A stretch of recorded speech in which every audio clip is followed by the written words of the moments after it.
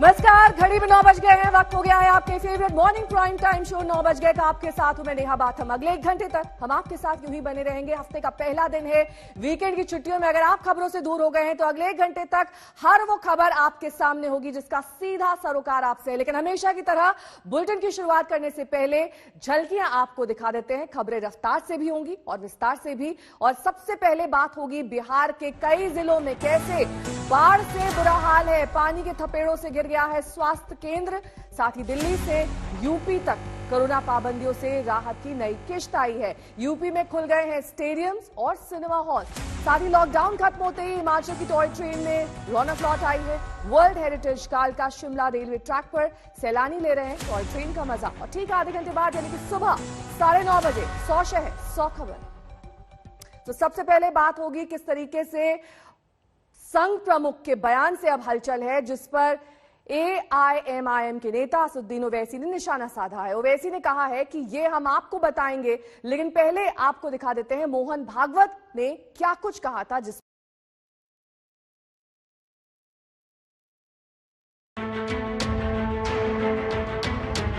भारत के सब लोगों का DNA, सब लोगों का मेरा पूरा DNA समान है।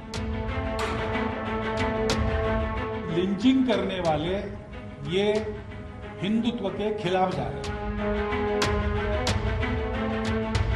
तो हमारे ही पूर्वज के वंशज खून के अपने भाई मुसलमान साथ क्यों नहीं चल सकते? वो कैसे अलग हो गए? गौ रक्षा के नाम पर निर्दोषों की लिंचिंग, दो समुदायों के बीच बढ़ती मजहबी नफरत और खाई के बीच संघ प्रमुख मोहन भागवत का ये बयान बेहद अहम है।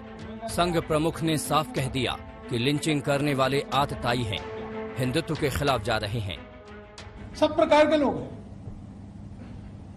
जैसे ये साथ चलते हैं वैसे हमारे ही भारत माता के पुत्र, हमारी ही संस्कृति के विरासतदार और हमारे ही पूर्वजों के वंशज खून के अपने भाई मुसलमान साथ क्यों नहीं चल सकते? वो कैसे अलग हो गए? लेकिन इन सब पृष्ठभूमियों के कारण एक अलगाव और अविश्वास पैदा हुआ है। उसकी दूरी हमको काटते समय समाज के मन से ये सारा हटाना पड़ेगा। और हटाने का मतलब छिपाना नहीं होता है। जो आपने कहा, खरी खरी बात को जैसा है वैसा समझना। इसलिए हम कहते हैं कि हिंदुस्तान हिंदू राष्ट्र है, गौ माता पूज्य है, लेकिन लिंचिंग करने वाले ये हिंदुत्व के खिलाफ जा रहे हैं, वो आतताई है। गाजियाबाद में मुस्लिम राष्ट्रीय मंच की तरफ से आयोजित एक कार्यक्रम में मोहन भागवत ने हिंदू मुस्लिम एकता को लेकर कई अहम बातें कही। उन्होंने कहा कि सभी भारतीयों का DNA एक है। ये हमारा देश है, ये हमारी परंपरा है, ये हमारी तहजीब है और ये हमारे मातृभूमि के कारण मिली है। वो पहला आधार है और ये परंपरा दूसरा आधार है। और तीसरा आधार है ही हम समान पूर्वजों के वंशज हैं। अब ये विज्ञान से भी सिद्ध हो चुका है। 40,000 साल पूर्व से हम भारत के सब लोगों का DNA, सब लोगों का निरपवाह DNA समान है। इस आधार पर आरूढ़ होकर हम जब विचार करते हैं तो मन में अपनापन आता ही है। उस अपनेपन के आधार पर एकता होती है, राजनीति के आधार पर नहीं होती। और संघ पहले से ऐसा मानता है। मोहन भागवत ने मुस्लिम समुदाय से अपील की कि वो भय के जाल में न फंसें। उन्होंने उन लोगों पर भी हमला बोला जो मुसलमानों से देश छोड़ने की बात करते हैं। भागवत ने कहा कि ऐसे लोगों को खुद को हिंदू नहीं कहना चाहिए। कुछ ज्यादतियां अगर होती है मेजॉरिटी की ओर से माइनॉरिटी की ओर, तो मेजॉरिटी से ही उन आतताइयों का विरोध होता है। मैं बहुत आग बबूला होकर भाषण करके हिंदुओं में पॉपुलर तो हो सकता हूं, लेकिन हिंदू मेरा साथ नहीं देगा कभी, क्योंकि वो आततायित्व पर चलने वाला नहीं है। वो जनता है कितना भी अलग है और अपना शत्रु भी है तो भी उसका जीव है तो उसको जीने का हक है। ये डर छोड़कर मैंने दिल्ली के भाषण में भी कहा था, वहां मैंने कहा कि अगर हिंदू कहते कि यहाँ एक भी मुसलमान नहीं रहना चाहिए तो हिंदू हिंदू नहीं रहेगा। संघ की विचारधारा अक्सर विपक्ष के निशाने पर होती है। ऐसे में विभिन्न विवादित मुद्दों पर संघ प्रमुख का ये बयान काफी अहम हो जाता है। आज तक ब्यूरो। तो आपने सुना गाजियाबाद में कार्यक्रम के दौरान मोहन भागवत ने क्या कुछ कहा। अब आपको ग्राफिक्स के जरिए दिखा देते हैं 5 बड़ी बातें जो कि मोहन भागवत ने कही कि सभी भारतीयों का डीएनए एक है, चाहे वो किसी भी धर्म के हो, चाहे वो हिंदू हो या फिर मुसलमान हो। दूसरी बड़ी बात, लिंचिंग करने वाले हिंदुत्व के खिलाफ जा रहे हैं, वो आतताई हैं। और साथ ही तीसरी बात, हिंदू मुस्लिम एकता भ्रामक है क्योंकि वो अलग नहीं है, दोनों एक ही हैं। चौथी बड़ी बात आपको दिखा देते हैं, लोकतंत्र में हिंदुओं या मुसलमानों का प्रभुत्व नहीं हो सकता क्योंकि सिर्फ भारतीयों का प्रभुत्व हो सकता है। और मुसलमानों को डर के चक्र में नहीं फंसना चाहिए कि भारत में इस्लाम खतरे में है। ये 5 बड़ी बातें मोहन भागवत की ओर से संघ प्रमुख के बयान पर असदुद्दीन ओवैसी ने तीखी प्रतिक्रिया दी है। ओवैसी ने ट्वीट करके क्या कहा है ये आपको बता देते हैं।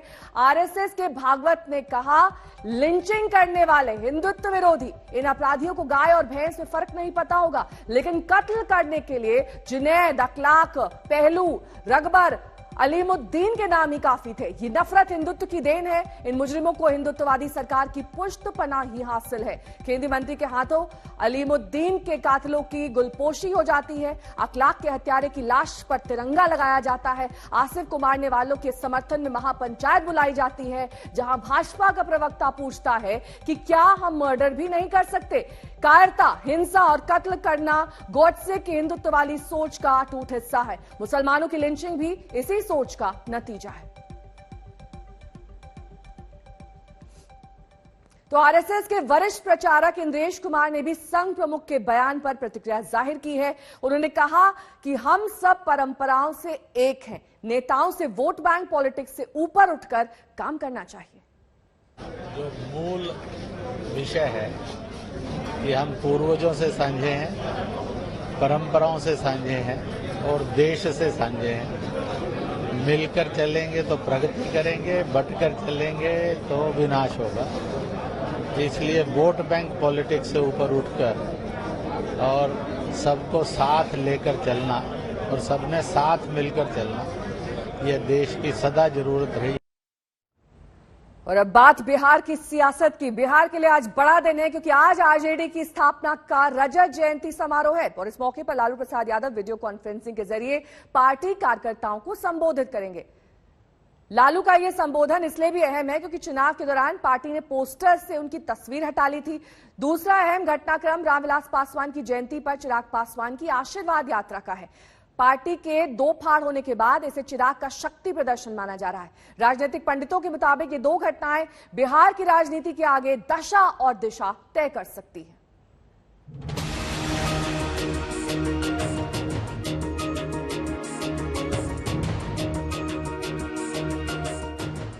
पटना की सड़कों और गलियों में अरसे बाद आरजेडी का वो पोस्टर दिखा है जिसमें लालू प्रसाद यादव हैं। वरना बिहार का विधानसभा चुनाव तो आरजेडी ने लालू की तस्वीर के बगैर निकाल लिया। अपनी ही पार्टी के दफ्तर में लगे पोस्टरों से भी लालू गायब रहे। इतने नेताओं ने इतनी बयानबाजियां की मगर लालू यादव पूरे चुनाव में कहीं नहीं दिखे थे। मगर इस बार लालू यादव दिखे हैं। चारा घोटाले में जमानत पर रिहाई के बाद लालू यादव भले ही दिल्ली में हों मगर बिहार में लालू यादव के पोस्टर लग गए हैं क्योंकि मौका है पार्टी के बनने की रजत जयंती समारोह का। उत्साह बहुत है। हम देख रहे हैं पार्टी के कार्यकर्ताओं में काफी उत्साह है और हर जगह, कोई पटना में ही केंद्रित नहीं है, ये भी केंद्रित ढंग से मनाया जा रहा है और हर जिले में, प्रखंड में लोग जो है ऑनलाइन इससे जुड़ने का जुगाड़ जो है बैठाए हुए हैं। आज आरजेडी रजत जयंती समारोह है मगर आरजेडी का जश्न कल से ही शुरू हो गया। बिहार विधानसभा में नेता प्रतिपक्ष तेजस्वी प्रसाद यादव ने आरजेडी प्रदेश कार्यालय में पार्टी के 25वें स्थापना दिवस की पूर्व संध्या पर आयोजित कार्यक्रम का उद्घाटन किया।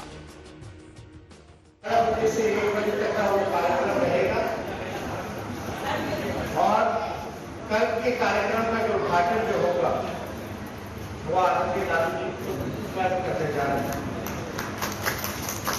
बड़े अरसे के बाद जो है बिहार की जनता, देश की जनता अपने नेता को सुनेगी, देखेगी। वर्चुअली ही सही लालू की वापसी हो रही है। वो पोस्टरों में भी लौट आए हैं, लेकिन सवाल वही कि अब तक लालू को आरजेडी के ही पोस्टर से क्यों हटाया गया था। यही सवाल जब आरजेडी के नेता से किया गया तो वो बिफर गए। तो जो दूल्हा होता है उसी का चेहरा होता है। तो कैप्टन हमारा तेजस्वी यादव जी थे, उनका चेहरा था। आदरणीय लालू प्रसाद जी के लाल है तेजस्वी यादव जी, इसके लिए पोस्टर और तस्वीर की जरूरत नहीं है। लेकिन जिन्होंने लाल कृष्ण आडवाणी जी का, मुरली मनोहर जोशी जी का, जीते जी पोस्टर से तस्वीर हटा दिया, जॉर्ज फर्नांडिस जी का तस्वीर हटा दिया, अटल जी को भूल गए, ये पले अपने गिरेबान में झांके। यहाँ तो आदरणीय लालू प्रसाद जी, श्री तेजस्वी यादव जी, जनता के दिलों में तस्वीर लगी हुई है। इसमें कहाँ कोई शक शुबा है कि बिहार की राजनीति में लालू प्रसाद यादव के होने का अर्थ क्या रहा है। जनता दल के जरिए लालू ने पूरे देश में अमिट छाप छोड़ी थी, लेकिन चारा घोटाले की दंश ने लालू यादव को अपनी ही पार्टी में बेचारा बना दिया था। मगर अब जब राष्ट्रीय जनता दल 25 बरस की हुई है तो एक बार फिर से लालू यादव अपनी पार्टी के पोस्टर में वैसे ही मुस्कुरा रहे हैं जैसे वो अक्सर मुस्कुराते दिखते थे। बिहार की सियासत के लिए आज का दिन अहम है। बिहार की राजनीति के एक और किरदार आज एक्शन में नजर आएंगे। अपनी पार्टी एलजेपी के दो फाड़ होने के बाद चिराग पासवान अपना शक्ति प्रदर्शन करेंगे।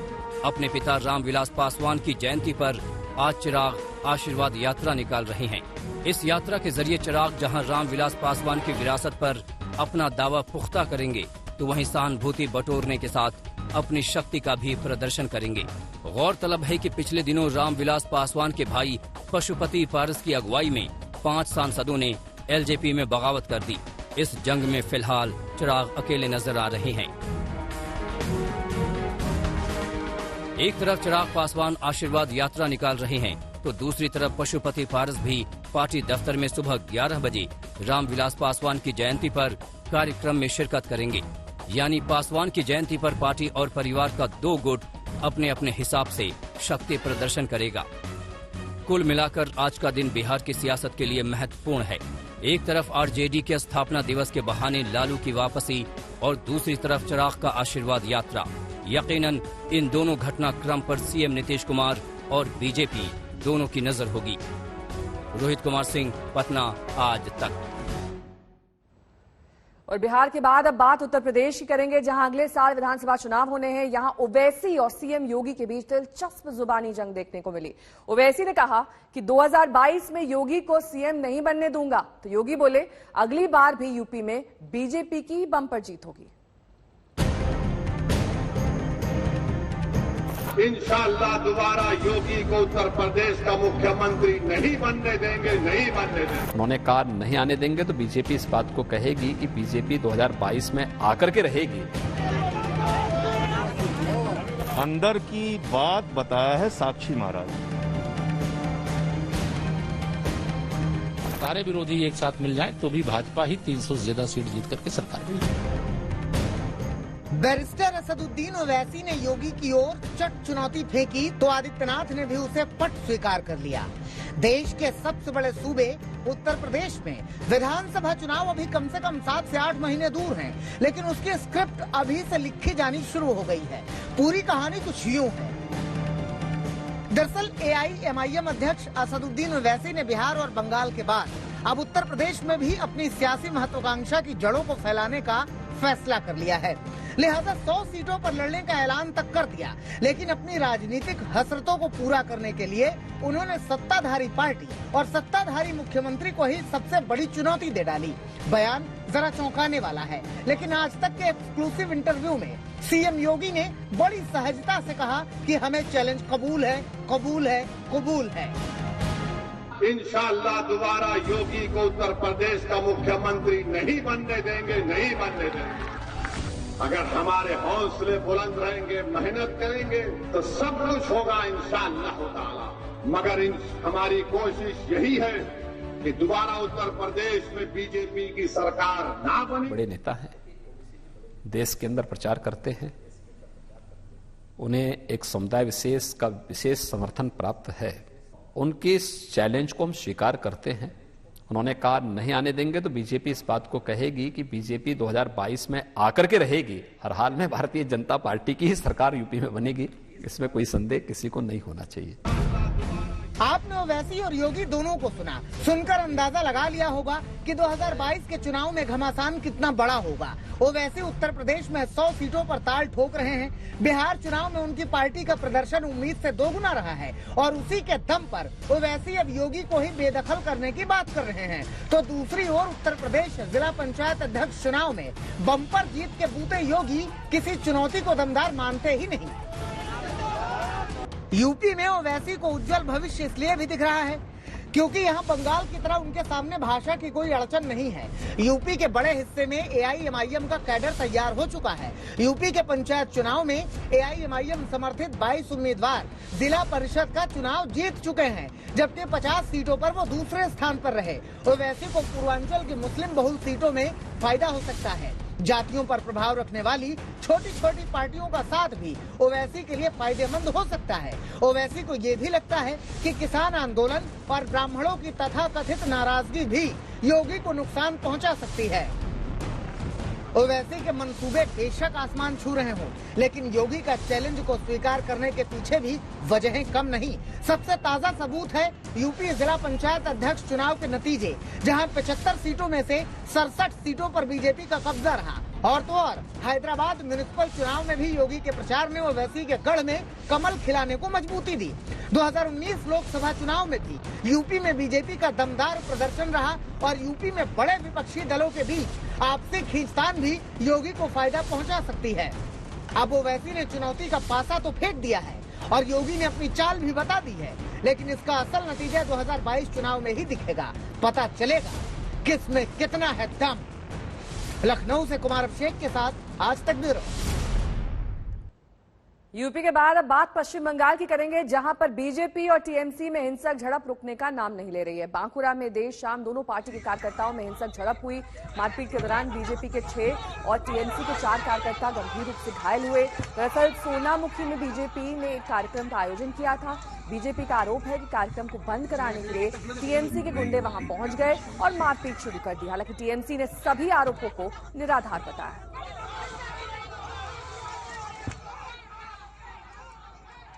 इस बात की कोई गारंटी नहीं कि जिला पंचायत अध्यक्ष चुनाव जीत लिया तो विधानसभा चुनाव भी जीत ही जाएंगे। बीजेपी भले ही जिला पंचायत अध्यक्ष के चुनाव को विधानसभा से पहले सेमीफाइनल की बड़ी जीत मान रही हो, लेकिन उसे विधानसभा चुनाव की राह आसान दिख रही है। मिथक और इतिहास कुछ और है, इसलिए सवाल यह है कि क्या बीजेपी मिथक तोड़ पाएगी और नया इतिहास रच पाएगी।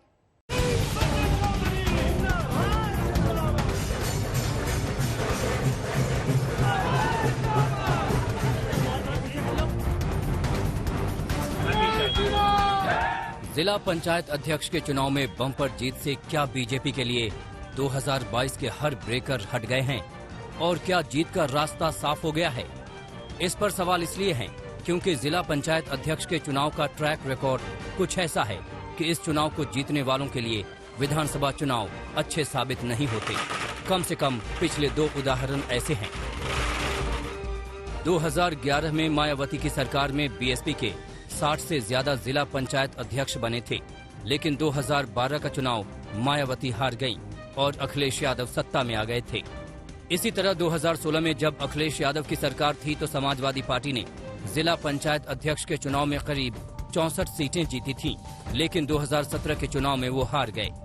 अब बीजेपी ने इसी तरह से जिला पंचायत अध्यक्ष के चुनाव में 67 सीटें जीती, तो क्या वो इस पुराने मिथक को तोड़ पाएगी कि जिला पंचायत अध्यक्ष चुनाव जीतने वाले विधानसभा चुनाव में हार जाते हैं?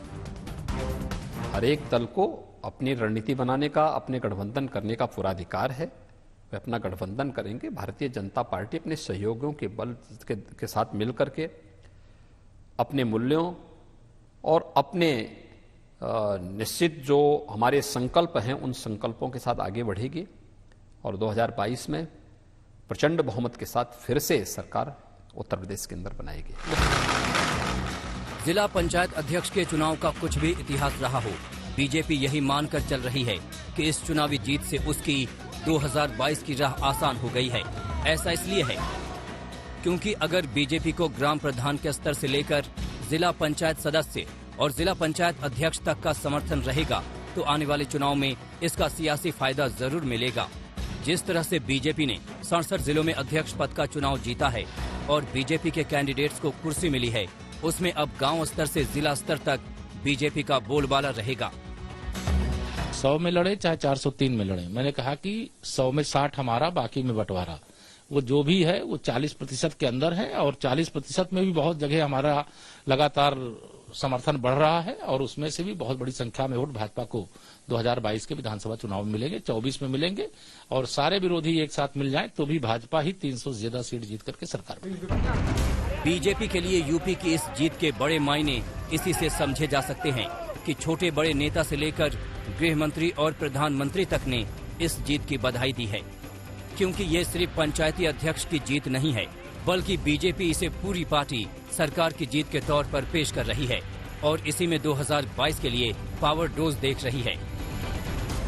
बीजेपी ने इसीलिए जिला पंचायत अध्यक्ष के चुनाव को विधानसभा चुनाव के सेमीफाइनल के तौर पर लिया था और इसके लिए पक्की तैयारी की थी। खुद बीजेपी के संगठन महासचिव BL संतोष, सूबे के प्रभारी राधा मोहन सिंह इस चुनाव से ठीक पहले यूपी के दौरे पर गए थे। बीजेपी ने संगठन और सरकार के स्तर पर बड़ा मंथन किया, संघ के नेताओं से बात की थी, फीडबैक लिया था, सरकार और संगठन को टास्क दिया था। कैंडिडेट के सिलेक्शन के लिए जिला कमेटियों को कल लखनऊ से एक ऐसी तस्वीर सामने आई जिसके राजनीतिक मायने भी निकाले जाने लगे। बीएसपी के पूर्व सांसद दाऊद अहमद की 100 करोड़ की इमारत को जमींदोज कर दिया गया। आरोप ये लगा कि दाऊद अहमद ये इमारत अवैध तौर से बना रहे थे।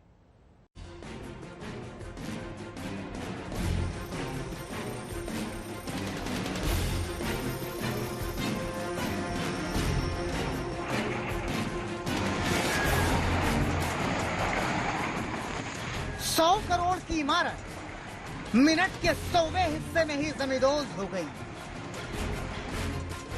100 करोड़ की इमारत का 100 मिनट के अंदर नामो निशान मिट गया।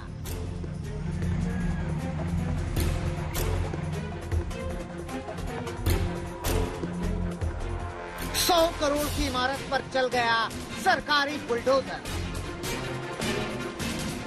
ये तस्वीरें ध्यान से देखिए, किस कदर पहले इस 100 करोड़ की 7 मंजिला इमारत को तोड़ा जा रहा है और फिर एकाएक इसे कुछ इस तरह से ढहा दिया गया।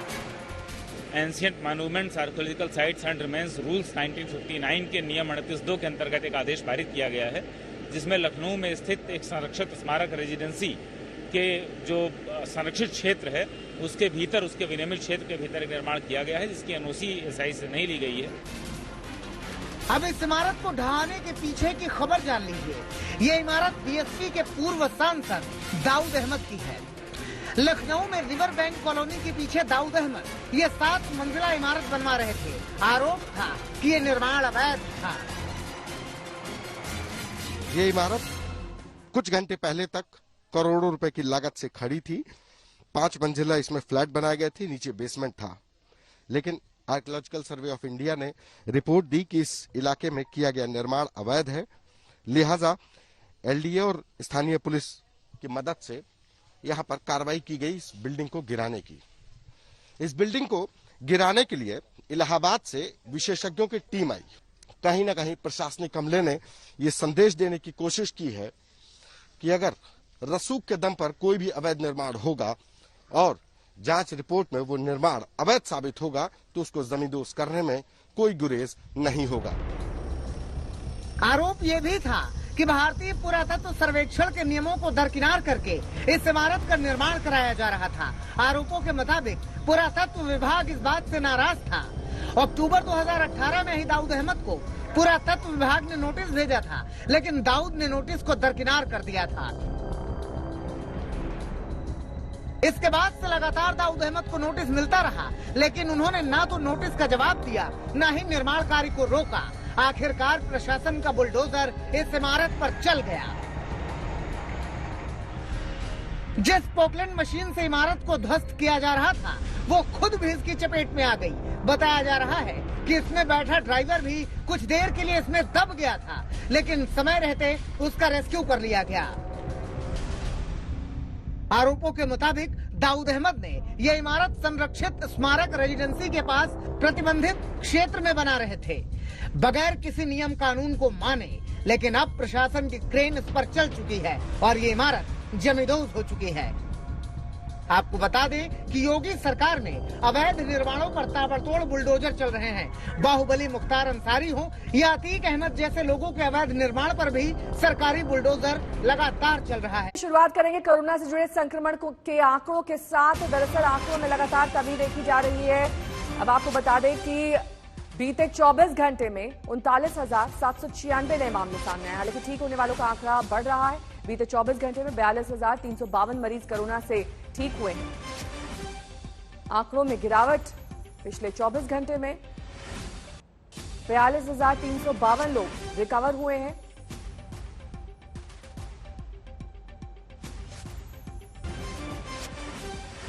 $39,796 मरीज नए पिछले 24 घंटे में।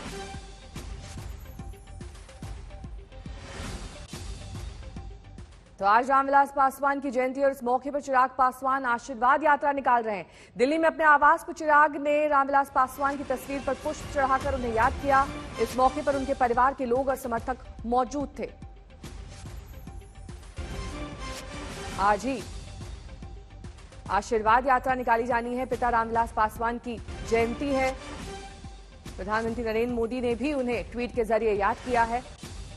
और ये तस्वीरें दिल्ली में उनके आवास में जब रामविलास पासवान के बेटे ने उन्हें याद किया।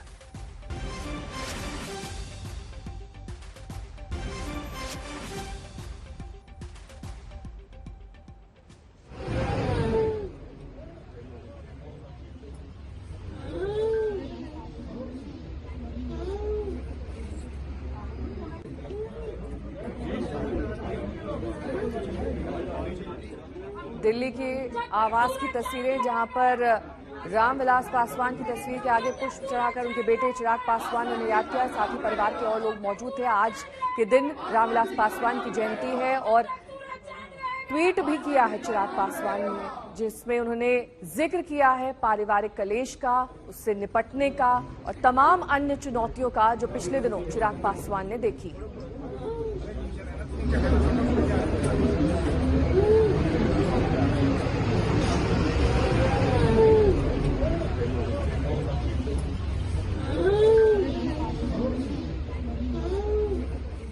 और अब बात बिहार में आई बाढ़ की करेंगे। बिहार के कई जिले इन दिनों बाढ़ की चपेट में हैं। नदियां उफान पर है और नदियों का पानी गांव घरों तक पहुंच चुका है।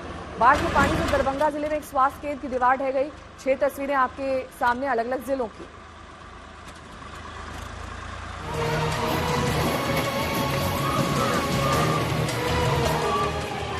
और ये देखिए, चंद सेकंड में पानी में मिल गई अस्पताल की दीवार। ये तस्वीर दरभंगा जिले के इंटहर पंचायत के सामौरा गांव की है। गांव में बना हेल्थ एंड वेलनेस सेंटर पानी के थपेड़ों को सह नहीं पाया और देखते ही देखते इमारत का एक हिस्सा पानी में समा गया। हैरानी की बात यह है कि कुछ दिन पहले ही लाखों रुपए खर्च कर इस भवन की मरम्मत हुई थी। इस स्वास्थ्य केंद्र के बंद होने से तकरीबन 4000 की आबादी को अब इलाज में परेशानियों का सामना करना पड़ेगा।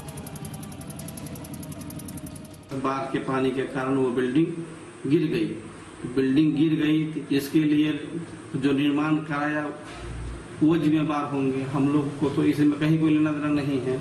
हम तो सिर्फ हम लोग को जो विभाग से मिला गया था कि उसको हेल्थ एंड वेलनेस सेंटर में विकसित कीजिए, तो उसके लिए हम लोग सामान्य टेंडरिंग पेंडिंग कराने का काम शुरुआत किए थे। इसकी सूचना हम अपने बड़े पदाधिकारी को देंगे, विभागीय पदाधिकारी को।